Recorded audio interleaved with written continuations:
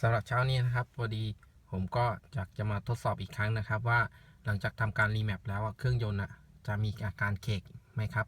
ก็ตอนนี้ช่วงเช้าอยู่นะครับก็เดี๋ยวผมจะลองสตาร์ทเครื่องยนต์นะครับแล้วก็ลองฟังเสียงดูนะครับแต่ผมจากเมื่อวานผมทดสอบแล้วครั้งหนึ่งก็อาการเคกก็ไม่มีได้ยินนะครับ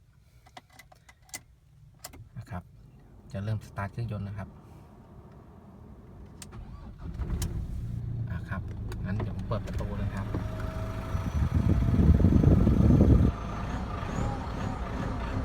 ผมเบิ้ลเครื่องยนต์ให้ดูนะครับคันเร่งจะไวขึ้นแล้วก็เสียงการเคกก็จะไม่มีนะครับ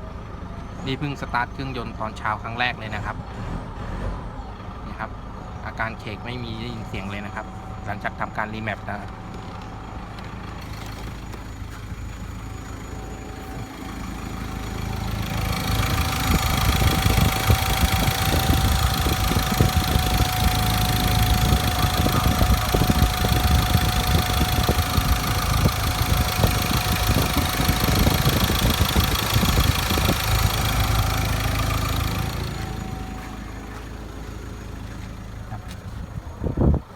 เรามาฟังในห้องเครื่องยนต์ครับ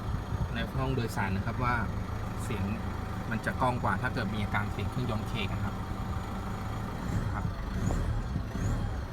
เบิ้ลเครื่องนะครับดูกันเลย